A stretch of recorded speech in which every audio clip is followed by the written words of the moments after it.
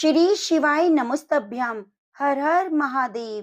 प्रिय भक्तजनों, आज पौष मास के कृष्ण पक्ष की प्रदोष तिथि है। आज के दिन शनिवार है, तो शनि प्रदोष का व्रत रखा जाएगा। इस दिन भगवान शिव और शनिदेव की पूजा करके धन सुख ऐश्वर्य और सौभाग्य की प्राप्ति होती है। और साथ ही व्रत आर्थिक लाभ, दाम्पत्य जीवन में सुख शांति के लिए और संतान की लंबी आयु के लिए किया जाता है। यह प्रदोष व्रत मनुष्य को सुखी और संतोषी बनाता है। जो भी भक्त आज के दिन प्रदोष व्रत करते हैं और इन कथाओं को सुनते हैं, उनके घर में परिवार में सुख शांति बनी रहती है और सभी भक्तों की मनोकामनाएं पूरी होती हैं। साथ ही भोलेनाथ का आशीर्वाद भी मिलता है। तो आज आप सुनेंगे शनि प्रदोष व्रत की बड़ी ही दुर्लभ कथा। इस कथा को बड़ी श्रद्धा और प्रसन्नचित मन से सुनिए। प्रेम से बोलिए ओम नमः शिवाय। स्कंद पुराण के अनुसार सूत जी कहते हैं, विदर्भ देश में सत्यव्रत नाम से प्रसिद्ध एक राजा थे। धर्म पूर्वक राज्य करते हुए उनका बहुत सा समय सुख पूर्वक बीत गया। एक समय शालव देश के राजाओं ने विदर्भ देश पर आक्रमण कर दिया। उनके बीच भयंकर युद्ध हुआ। दोनों पक्षों की बहुत सी सेनाएं मारी गई, परंतु अंत में विदर्भ देश के राजा भी उनके हाथों मारे गए। विदर्भ राज्य की गर्भवती स्त्री दुखी होकर रात के समय राजभवन से निकलकर वन की ओर चली गई। सुबह होने पर उस रानी ने जलाशय के किनारे एक वृक्ष के नीचे एक सुंदर से पुत्र को जन्म दिया। उसके बाद वह प्यास से व्याकुल होकर जलाशय में पानी पीने गई। इतने में ही एक घड़ियाल ने आकर उसे अपना ग्रास बना लिया। वह बालक पैदा होते ही माता पिता से हीन हो गया। अब वह जब नवजात शिशु वृक्ष के नीचे पड़ा हुआ था, जोर जोर से रो रहा था। उसी समय भगवान भोलेनाथ की कृपा से वहां एक उमा नाम की ब्राह्मणी पहुंची। वह अपने 1 वर्ष के बालक शुचिव्रत को गोद में लिए हुए थी। वह ब्राह्मणी बहुत गरीब और विधवा थी। वह भीख मांगकर अपना गुजारा करती थी। उस बालक को रोते हुए देखकर उनके मन में सोचा, यह तो बड़ी हैरानी की बात है कि नवजात शिशु जिसकी अभी तक नाल भी नहीं कटी, वह यहाँ पे पड़ा हुआ है। इसकी माता कहाँ चली गई? जब वह ब्राह्मणी सोच में डूबी हुई थी, उसी समय वहां से एक सन्यासी गुजरे। वे ऐसे जान पड़ते थे मानो साक्षात भगवान शंकर हो। उन श्रेष्ठ भिक्षु ने उस स्त्री से कहा, ब्राह्मणी, तुम इस बालक की रक्षा करो, इससे तुम्हें परम कल्याण की प्राप्ति होगी। इतना कहकर वह दयालु भिक्षु वहां से चले गए। उनके जाने के बाद ब्राह्मणी ने उस बालक को लेकर अपने घर की ओर प्रस्थान किया। वह ब्राह्मणी एक चक्र नामक नगर में निवास करती थी। ब्राह्मणी ने उस बालक का अपने बेटे के समान ही पालन पोषण किया। उसका नाम धर्मगुप्त रखा। वह भिक्षा के अन्न से अपने पुत्र और राजकुमार दोनों को पालने लगी। एक दिन वह ब्राह्मणी उन दोनों बालकों को साथ लेकर भीख मांगती हुई देव मंदिर में चली गई। उस समय वहां पर मंदिर में मुनि पधारे हुए थे। मुनि को देखकर ब्राह्मणी ने उन्हें प्रणाम करके पूछा, हे ब्राह्मण, एक सन्यासी की कहने पर मैं इस बालक को अपने घर ले आई। अभी तक मुझे इसके कुल का पता नहीं, फिर भी मैं अपने पुत्र की तरह इसका पालन पोषण करती हूँ। आप ज्ञान के नेत्रों से देखकर मुझे बताने की कृपा करें कि यह बालक किस कुल में उत्पन्न हुआ है, इसके माता पिता कौन है। तब मुनिवर बोले, यह विदर्भ देश के राजा का पुत्र है। इतना कहकर शांडिल्य मुनि ने उस बालक के पिता के युद्ध में मारे जाने तथा उसकी माता के ग्रह द्वारा ग्रस्त होने का सच समाचार पूर्ण रूप से बताया। यह सुनकर ब्राह्मणी को और भी आश्चर्य हुआ। फिर उसने प्रश्न किया, हे महामुनि, वह राजा सभी भोगों को छोड़कर युद्ध में क्यों मारे गए और इस बालक को यह दृढ़ता कैसे प्राप्त हुई? यह अपने राज्य को कैसे प्राप्त करेगा? यह तो मेरे पुत्र की तरह भिक्षा के अन्न से जीवन निर्वाह करता है। इसकी दरिद्रता के निवारण का क्या उपाय है? तब शांडिल्य मुनि बोले, इस राजकुमार के पिता विदर्भ राज पूर्व जन्म में पांड्य देश के राजा थे। एक दिन प्रदोष काल में राजा बड़ी भक्ति भाव से त्रिलोकीनाथ महादेव जी की आराधना में मग्न थे। उसी समय नगर में बड़ा भारी कोलाहल मच गया। उस शोर को सुनकर राजा ने बीच में ही भगवान शंकर की पूजा को छोड़ दिया और राजभवन से बाहर निकल गए। इसी समय राजा का मंत्री शत्रु को पकड़कर उनके समीप आया। वह शत्रु पांड्य राजा का सामंत था। उसे देखते ही राजा ने क्रोध पूर्वक उसका मस्तक कटवा दिया। शिव पूजा को छोड़कर नियम को समाप्त किए बिना ही राजा ने रात में भोजन भी कर लिया। इसी प्रकार राजकुमार भी प्रदोष काल में भगवान की पूजा किए बिना ही भोजन करके सो गया। वही राजा अगले जन्म में विदर्भ राज हुआ। शिव पूजा में विघ्न होने के कारण शत्रुओं ने उसके सुख भोग के बीच में ही मार डाला। पूर्व जन्म में उसका जो पुत्र था, इस जन्म में वह भी राजा का वही पुत्र है। भगवान शिव की पूजा का उल्लंघन करने के कारण इसको दरिद्रता प्राप्त हुई है। इसकी माता ने पूर्व जन्म में छल से अपनी सौत को मरवा डाला था। उसी महान पाप के कारण इस जन्म में ग्रह के द्वारा मारी गई है। हे ब्राह्मण, तुम्हारा पुत्र पूर्व जन्म में भी एक ब्राह्मण था। इसने अपना सारा जीवन केवल दान लेने के लिए ही बिताया, यज्ञ और सत्कर्म नहीं किए, इसलिए यह दरिद्रता को प्राप्त हुआ है। उस दोष के निवारण के लिए अब ये भगवान शंकर की शरण में जाए। यदि ये दोनों बालक प्रत्येक प्रदोष के दिन भगवान शंकर का पूजन करते हैं, तो वर्ष भर के भीतर ही इनकी दरिद्रता का नाश हो जाएगा और राज सुख की प्राप्ति होगी। इस प्रकार शरण में आई हुई ब्राह्मणी को मधुर वचनों द्वारा आश्वासन देकर मुनि ने उनके दोनों बालकों को भगवान शंकर की आराधना के मंत्र का उपदेश दिया। उसके बाद ब्राह्मणी अपने दोनों बालकों को लेकर वहां से चली गई। 4 मास बाद एक दिन ब्राह्मण का पुत्र नदी में स्नान करने गया। वहां उसे धन से भरा हुआ एक घड़ा मिला, जिसे लेकर वह अपनी माँ के पास आया। माँ धन से भरे घड़े को देखकर बहुत खुश हुई। उसने कहा, अपने भाई के साथ आधा आधा बांट लो। मगर धर्मगुप्त ने इस धन में हिस्सेदारी लेने से मना कर दिया। कहा, मैं किसी अन्य के भाग का भागी नहीं हो सकता। प्रत्येक व्यक्ति स्वयं के कर्म का फल भोगता है। इस प्रकार प्रसन्नता पूर्वक भगवान शंकर की पूजा करते हुए उन दोनों कुमारों को 1 वर्ष व्यतीत हो गया। एक दिन ब्राह्मण का पुत्र और राजकुमार वन में भ्रमण करने गए। मार्ग में उन्होंने देखा कि अनेक गंधर्व कन्याएं आपस में खेल रही थीं। ब्राह्मण कुमार वहीं रुक गए और राजकुमार से बोले, हमें इससे आगे नहीं जाना चाहिए। यह गंधर्व कन्याएं हैं, किसी को भी अपनी ओर आकर्षित कर सकती हैं। मगर राजकुमार निडर होकर आगे बढ़ता गया। जब मुख्य गंधर्व कन्या ने राजकुमार धर्मगुप्त को देखा, तो वह उसके प्रति आकर्षित हो गई। उसने अपनी सभी सखियों को फूल चुनने के लिए भेज दिया और राजकुमार के पास आने की प्रतीक्षा करने लगी। उसे अकेला देखकर राजकुमार उसके पास गया और बातचीत शुरू कर दी। उसने बताया कि मैं विदर्भ देश का राजकुमार हूँ। मेरे माता पिता अब इस संसार में नहीं और शत्रुओं ने हमारे राज्य पे कब्जा कर लिया है। तब कन्या ने अपना परिचय देते हुए कहा, मैं विदर्भ नामक गंधर्व की पुत्री हूँ। मेरा नाम अंशुमति है और मैं गायन में प्रवीण हूँ। उसने यह भी कहा कि मैं आपसे विवाह करना चाहती हूँ। इतना कहकर उसने अपनी मोतियों की माला निकालकर राजकुमार को पहना दी। तब राजकुमार ने पूछा, मैं तो राजपाट गंवा चुका हूँ, तुम कैसे रह पाओगी मेरे साथ? अपने माता पिता की अनुमति के बिना तुम कैसे जा सकती हो?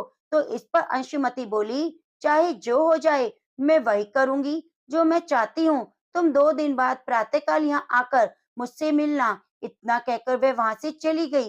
राजकुमार ने वापस आकर ब्राह्मणी और उसके पुत्र को सारी बातें बताई। वे दोनों बहुत खुश हुए। 2 दिन बाद राजकुमार पुनः उसी वन में गया। उसने देखा अंशुमति अपने पिता के साथ प्रतीक्षा कर रही है।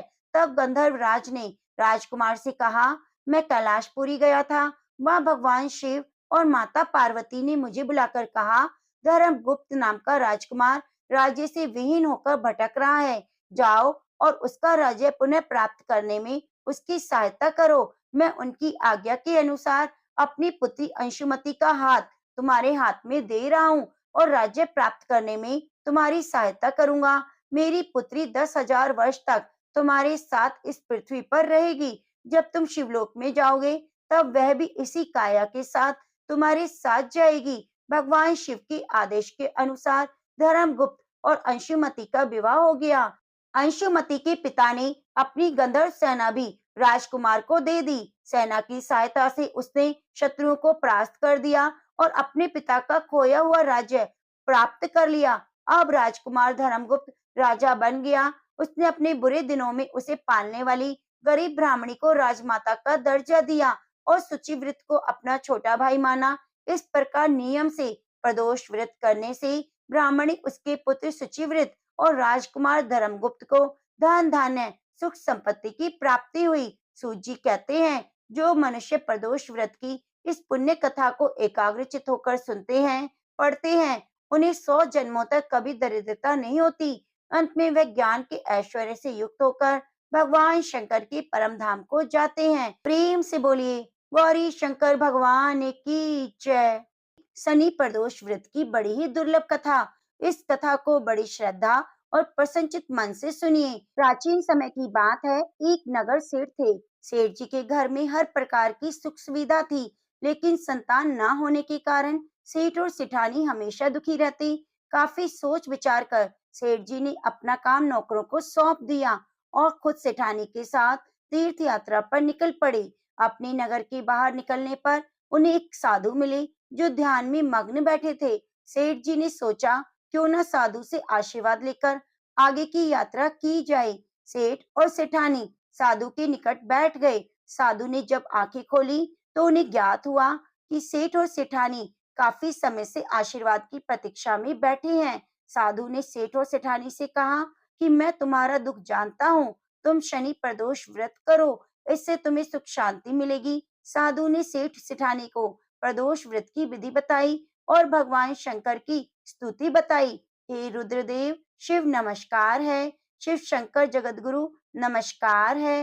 हे नीलकंठ सुर नमस्कार है। शशि मौली चंद्र सुख नमस्कार है। हे उमाकांत सुधी नमस्कार है। उग्रत्व रूप मन नमस्कार है। ईशान रूप प्रभु नमस्कार है। विश्वेश्वर प्रभु शिव नमस्कार है। दोनों साधु से आशीर्वाद लेकर तीर्थ यात्रा के लिए आगे चल पड़े। तीर्थ यात्रा से लौटने के बाद सेठ और सेठानी ने मिलकर शनि प्रदोष व्रत किया, जिसके प्रभाव से उनके घर एक सुंदर पुत्र ने जन्म लिया और उनका घर खुशियों से भर गया। तो प्रेम से बोलिए हर हर महादेव। अब आप सुनेंगे सभी दुखों को नष्ट करने वाली, सुख प्रदान करने वाली भगवान शिव की कथा। इस कथा के अनुसार एक नगर में भगवान शिव का दिव्य मंदिर था, जहाँ हर वर्ष दूर दूर से भक्तजन शिव जी के दर्शन के लिए आते। उस समय प्रदोष का व्रत था। दूर दूर से भक्तजन गंगा जल लेकर भगवान को जलाभिषेक कराने आए हुए थे। मंदिर का परिसर भक्तों की भीड़ से भरा हुआ था। तभी अचानक आसमान से बिजली चमकी और सोने का एक थाल उतरा। उसी के साथ एक भविष्यवाणी भी हुई, जो कोई भगवान शंकर का सच्चा भक्त और प्रेमी होगा, उसी को ये थाल मिलेगा। प्रिय भक्तों, मंदिर के परिसर में उपस्थित सभी लोगों ने यह भविष्यवाणी सुनी। धीरे धीरे सभी इकट्ठा हो गए। जो लोग मंदिर की व्यवस्था देख रहे थे, उन्हें तो विश्वास था कि यह थाल उन्हें ही मिलेगा, इसलिए वे सबसे आगे जाकर खड़े हो गए। सबसे पहले पंडित जी आए और बोले, देखिए भाइयों, मैं प्रतिदिन महादेव जी का अभिषेक करता हूँ, इसलिए मैं ही भोलेनाथ का सबसे बड़ा प्रेमी हूँ, इसलिए थाल मुझे मिलना चाहिए। इतना कहकर पंडित जी ने थाल उठाया। जैसे थाल उठाया, थाल तो पीतल का हो गया। अब देखिए, यह देखकर पंडित जी बड़े ही शर्मिंदा हुए। उन्होंने थाल उसी जगह पर रख दिया और वहां से चले गए। इसी प्रकार वहां उपस्थित सभी पंडितों ने खुद को आजमाया, लेकिन शायद उनमें से कोई भी सच्चा भक्त नहीं था। वे भी थाल को यथास्थान पर रखकर चले गए। इसके बाद उस नगर के राजा का आगमन हुआ।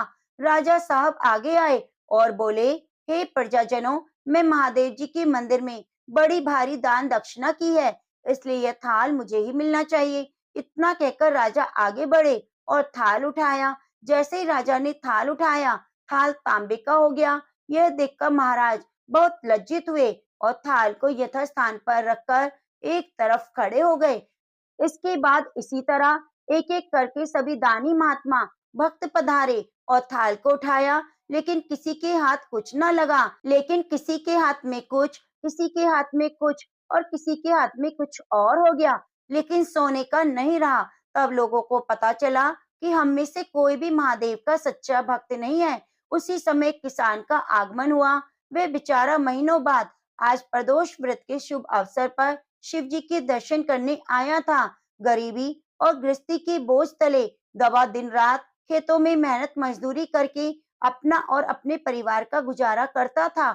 अभी रास्ते में आ रहा था तो कोई भिखारी मिल गया, कुछ खाने को मांगने लगा। इस किसान को दया आई। अपने खाने के लिए जो खाना लाया था, वह भी उसने भिखारी को दे दिया। थाल के बारे में इसने भी सुना था लेकिन इसने उस और कोई ध्यान नहीं दिया, सीधा मंदिर गया, महादेव जी का पूजन करके बाहर आ गया। परिक्रमा करके जाने को हुआ, तभी पीछे से एक व्यक्ति बोला, अरे ओ भाई, तुम भी थाल उठाकर देख लो, हो सकता है तुम ही सच्चे भक्त हो जिसके लिए थाल आया है। किसान को लगा यह व्यक्ति उसका मजाक बना रहा है, तो किसान ने हंसते हुए कहा, भाई मैं तो कभी पूजा पाठ नहीं करता, महीने में एक आध बार ही मंदिर आता हूँ, मैं काहे का सच्चा भक्त। वे आदमी बोला, हम तो देख चुके, हमारी भक्ति तो दो कौड़ी की भी नहीं, अब तुम ही अपना हाथ लगाकर देख लो, तो सोने का थाल मिले या ना मिले, किंतु पता तो चल जाएगा कि तुम्हारी भक्ति में कितनी सच्चाई है। लोगों के बहुत आग्रह करने पर आखिर उस भोले भाले किसान ने जाकर थाल उठाया, तो जैसे उसने थाल उठाया, लोगों की आश्चर्य का ठिकाना नहीं रहा। सोने का थाल रोशनी से चमकने लगा। यह देखकर सब लोगों के मन में खुशियों की लहर दौड़ गई। सभी लोग जयकारे लगाने लगे और पूछने लगे, भाई तुम ही सच्चे भक्त हो, अब हमें भी बता दो, कैसे भक्ति करते हो जिससे महादेव जी तुमसे इतने प्रसन्न है। तो किसान बोला, भाई मैं कोई भक्ति नहीं करता, मैं केवल दिन रात खेतों में काम करता हूँ, थोड़ा समय निकालकर जरूरतमंद लोगों की मदद करता हूँ। इसके अलावा भगवान भोलेनाथ का मन ही मन ध्यान कर लेता हूँ और कोई विशेष कार्य नहीं करता। लोग पूछने लगे, तुम लोगों की मदद क्यों करते हो? तो हंसते हुए किसान बोला, सुकून मिलता है, दूसरों के चेहरे पे मुस्कान देखकर मुझे आनंद और खुशी होती है, उसी में मैं शब्दों में बयान नहीं कर सकता। शायद यही कारण है कि महादेव मुझसे खुश हैं। इसलिए हमेशा याद रखें, सत्कर्म का आनंद भी आनंद होता है और अंत भी आनंददायक होता है। दुष्कर्म का आरंभ भी दुख से होता है और अंत भी दुखदायक होता है। आप सैकड़ों मील की यात्रा करके भी दूसरे का दिल दुखाते हैं, तो आपकी वह तपस्या और महादेव का दर्शन धूल के बराबर है। तो एक बार प्रेम से बोलिए, ओम नमः शिवाय। हे भोलेनाथ, जैसे आपने उस किसान पर अपनी कृपा दृष्टि बरसाई, वैसे सभी भक्तों का कल्याण करना, सबकी दरिद्रता को दूर करना। नारद जी ने एक बार भोलेनाथ की स्तुति करके पूछा, प्रभु आपको प्रसन्न करने के लिए सबसे उत्तम और सुलभ साधन क्या है? हे त्रिलोकीनाथ, आप तो निर्विकार और निष्काम हैं, आप सहज ही प्रसन्न हो जाते हैं। फिर भी मेरे जानने की इच्छा है कि आपको क्या प्रिय है। तब शिव जी बोले, नारद जी, वैसे तो मुझे भक्त के भाव सबसे प्रिय हैं, फिर भी आपने पूछा है तो मैं बताता हूँ। मुझे जल के साथ बिल्व पत्र बहुत प्रिय है। जो अखंड बिल्व पत्र मुझे श्रद्धा से अर्पित करते हैं, मैं उन्हें अपने लोक में स्थान देता हूँ। नारद जी भगवान शंकर और माता पार्वती की वंदना कर अपने लोक को चले गए। उनके जाने के बाद पार्वती जी ने शिव जी से पूछा, हे प्रभु, मेरी यह जानने की बड़ी तीव्र इच्छा हो रही है कि आपको बेलपत्र इतने प्रिय क्यों हैं? कृपया करके मेरी जिज्ञासा शांत कीजिए। तब शिव जी बोले, हे शिवे, बिल्व के पत्ते मेरी जटा के समान हैं। त्रिपत्र यानी तीन पत्ते ऋग्वेद, यजुर्वेद और सामवेद हैं। शाखाएं समस्त शास्त्र का स्वरूप हैं। बिल्व वृक्ष को आप पृथ्वी का कल्प वृक्ष समझे, जो ब्रह्मा विष्णु शिव स्वरूप है। हे पार्वती, स्वयं माँ लक्ष्मी ने शैल पर्वत पर बिल्व रूप में जन्म लिया, इस कारण भी बेल का वृक्ष मेरे लिए अति प्रिय है। माँ लक्ष्मी ने बिल्व का रूप धरा, यह सुनकर पार्वती जी कौतूहल में पड़ गई। पार्वती जी कौतूहल से उपजी जिज्ञासा को रोक ना पाई। उन्होंने पूछा, देवी लक्ष्मी ने आखिर बिल्व वृक्ष का रूप क्यों लिया? आप ये कथा विस्तार से बताइए। भोलेनाथ ने देवी पार्वती को कथा सुनाना शुरू किया। हे देवी, सतयुग में ज्योति रूप में मेरे अंश का रामेश्वर लिंग था। ब्रह्म आदि देवों ने उसका विधिवत पूजन अर्चन किया।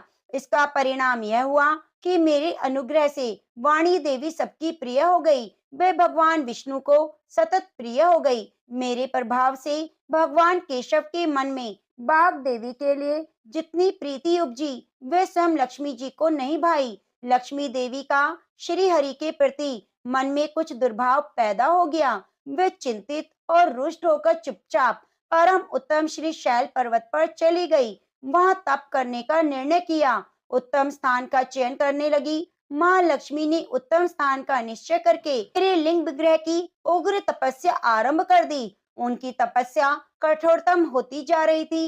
हे परमेश्वरी, कुछ समय बाद माँ लक्ष्मी जी ने मेरे लिंग विग्रह से थोड़ा धर्म में एक वृक्ष का रूप धारण कर लिया। अपने पत्तों और पुष्पों द्वारा निरंतर मेरा पूजन करने लगी। इस तरह से लक्ष्मी जी ने 1 करोड़ वर्ष तक घोर आराधना की। अंततः उन्हें मेरा अनुग्रह प्राप्त हुआ। मैं वहां प्रकट हुआ और देवी से इस घोर तप की आकांक्षा पूछकर वरदान देने को तैयार हुआ। महालक्ष्मी ने मांगा कि श्री हरि के हृदय में मेरे प्रभाव से बाघ देवी के लिए जो स्नेह हुआ है वे समाप्त हो जाए। शिव जी बोले, मैंने महालक्ष्मी को समझाया कि श्री हरि के हृदय में आपके अतिरिक्त किसी और के लिए प्रेम नहीं, बाघ देवी के प्रति उनका प्रेम नहीं अपितु श्रद्धा है। यह सुनकर लक्ष्मी जी प्रसन्न हुई और पुनः श्री विष्णु जी के हृदय में स्थित होकर उनके साथ विहार करने लगी। पार्वती जी, माँ लक्ष्मी के हृदय का एक बड़ा विकार दूर हुआ। इस कारण हरिप्रिया उसी वृक्ष रूप में सदा के लिए अतिशय भक्ति से भरकर यत्न पूर्वक मेरी पूजा करने लगी।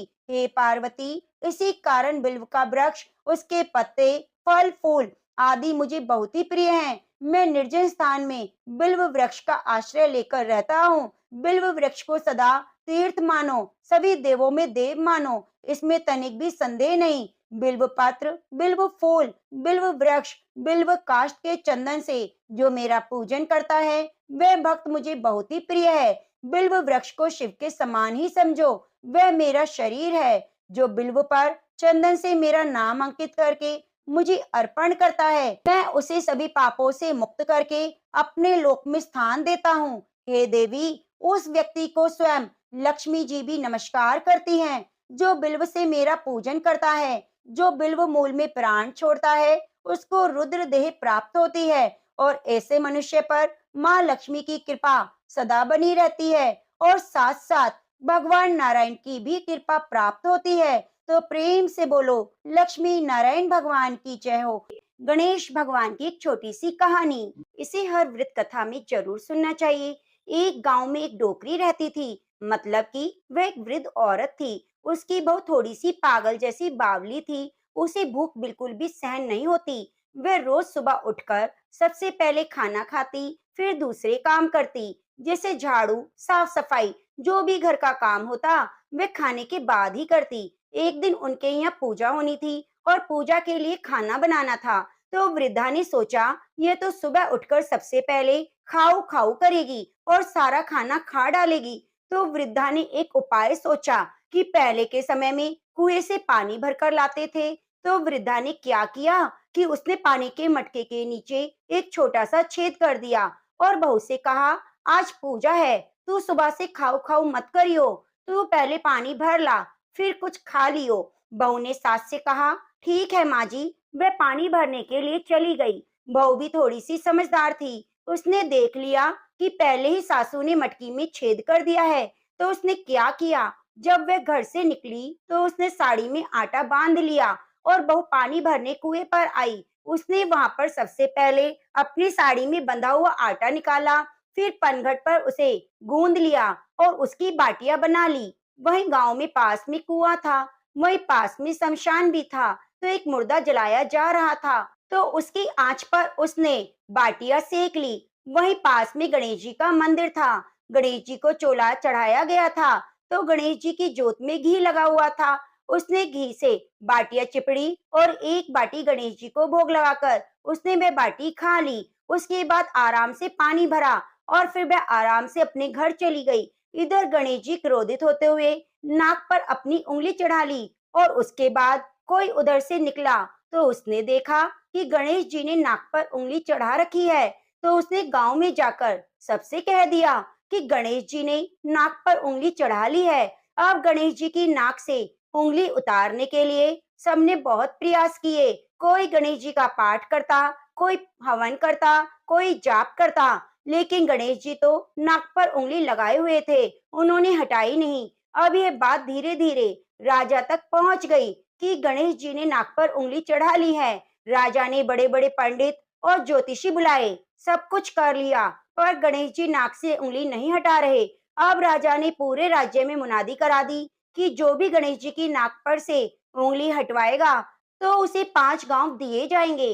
अब राज्य में सभी लोग अपनी तरफ से प्रयास करने लगे। गणेश जी ने फिर भी नाक से उंगली नहीं हटाई। अब थक हार गए। आखिर में डोकरी बोली, माँ जी अगर आप कहो तो मैं गणेश जी की नाक से उंगली हटा सकती हूँ। तो वृद्धा हंसने लगी कि बड़े बड़े पंडित ज्योतिषी गणेश जी की नाक से उंगली नहीं हटा पाए, तू हटा देगी। बाबली, तू कैसे हटाएगी? तभी एक आदमी ने कहा कि इसे भी एक बार मौका दे दो, इसको भी प्रयास करने दो, देखते हैं क्या होता है कि गणेश जी नाक से उंगली हटाते हैं या नहीं। चल तू भी एक बार कोशिश कर ले। बहू ने कहा कि मेरी एक शर्त है, मेरे घर से गणेश जी के मंदिर तक एक बड़ा सा पर्दा लगाया जाए। तो लोगों ने कहा ठीक है, और घर से मंदिर तक पर्दा लगवा दिया गया। तो उसके घर से लेकर मंदिर तक पर्दा लग गया। अब बहू ने क्या किया, जब वह घर से निकली उसने सबसे पहले अपने घाघरे में कपड़े धोने का जो सोटा होता है वह ले लिया और छिपकर मंदिर में गई। मंदिर में सोटा निकालकर गणेश जी से बोली, क्यों रे गणेशा, क्या बात है? आटा मैं अपने घर से लाई, पनघट से पानी लेकर उसको गूंदा और मरघट पर मुर्दा जल रहा था तो वहां पे जाकर बाटी बना ली। तेरी तौन से जरा सा तो घेर लिया था, तो तुझे भी तो दी मैंने बाटी खाने को। फिर तूने नाक पे क्यों उंगली चढ़ाई? उंगली हटा ले, नहीं तो एक सोटा तेरी नाक पे दे मारूंगी और तेरी नाक टूट जाएगी। बहू की बात सुनकर तो गणेश जी डर गए। उन्होंने सोचा, यह तो बाबली है, सही में मार देगी तो क्या करूंगा, इसका कोई भरोसा नहीं। और वह गणेश जी ने झट से नाक से उंगली हटा ली। अब तो पूरे गांव में डोकरी की बहू की जय जयकार होने लगी कि डोकरी की बहू ने गणेश जी की नाक से उंगली हटवा दी। राजा ने अपने आदेश के अनुसार 5 गांव बहू को दे दिए। हे गणेश जी महाराज, जैसे आपने डोकरी को बहू को दिया वैसे सबको देना। कहानी कहने सुनने वाले, हुंकारा भरने वाले को देना। कथा अधूरी हो तो पूरी करना, पूरी हो तो मान रखना।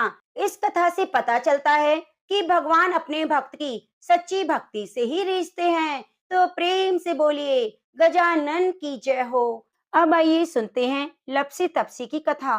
कहते हैं कि लपसी तपसी की कथा हमें हर कथा कहानी में जरूर सुननी चाहिए। एक लपसी था, एक तपसी था। तपसी हमेशा भगवान की तपस्या में लीन रहता। लपसी रोजाना सवा सेर की लापसी बनाकर भगवान का भोग लगाकर जीम लेता था। एक दिन दोनों लड़ने लगे। तपसी बोला, मैं रोज भगवान की तपस्या करता हूँ, इसलिए मैं बड़ा हूँ। लपसी बोला, मैं रोज भगवान का सवा सेर लापसी का भोग लगाता हूँ, मैं बड़ा हूँ। नारद जी वहां से गुजर रहे थे। दोनों को लड़ता देखकर उनसे पूछने लगे, तुम क्यों लड़ रहे हो? तपसी ने खुद के बड़ा होने का कारण बताया और लपसी ने भी अपना कारण बताया। तो नारद जी बोले, तुम्हारा फैसला मैं कर दूंगा। दूसरे दिन लपसी तपसी नहाकर अपनी रोज की भक्ति करने आए। नारद जी ने छुपकर 1.25 करोड़ की एक एक अंगूठी दोनों के आगे रख दी। तपसी की नजर जब अंगूठी पर पड़ी तो उसने चुपचाप अंगूठी उठाकर अपने नीचे दबा ली। लपसी की नजर अंगूठी पर पड़ी लेकिन उसने ध्यान नहीं दिया। भगवान को भोग लगाकर लापसी खाने बैठ गया। नारद जी सामने आए तो दोनों ने पूछा कि बताओ कौन बड़ा? तो नारद जी ने तपसी से खड़ा होने को कहा तो वह खड़ा हुआ तो उसके नीचे दबी हुई अंगूठी दिखाई दी। नारद जी ने तपसी से कहा, तपस्या करने के बाद भी तुमने चोरी करने की आदत नहीं गई, इसलिए लपसी बढ़ा और तुम्हें तुम्हारी तपस्या का कोई फल नहीं मिलेगा। तापसी शर्मिंदा होकर माफी मांगने लगा। उसने नारद जी से पूछा, मुझे मेरी तपस्या का फल कैसे मिलेगा? नारद जी ने कहा, यदि कोई गाय कुत्ते की रोटी नहीं बनाएगा तो उसका फल तुझे मिलेगा। यदि कोई ब्राह्मण को भोजन कराकर दक्षिणा नहीं देगा तो उसका फल तुझे मिलेगा। यदि कोई साड़ी के साथ ब्लाउज नहीं देगा तो उसका फल तुझे मिलेगा। यदि कोई दिए से दिया जलाएगा तो उसका फल तुझे मिलेगा। यदि कोई सारी कहानी कहकर तुम्हारी कहानी नहीं सुनेगा तो उस कथा कहानी का फल तुम्हें मिलेगा। ये दिन से हर वृत्त कथा कहानी के साथ लपसी तपसी की कहानी भी सुनी जाने लगी। तो प्रेम से बोलिए लपसी तपसी की जय। अब आइए सुनते हैं आदित्य हृदय स्तोत्र।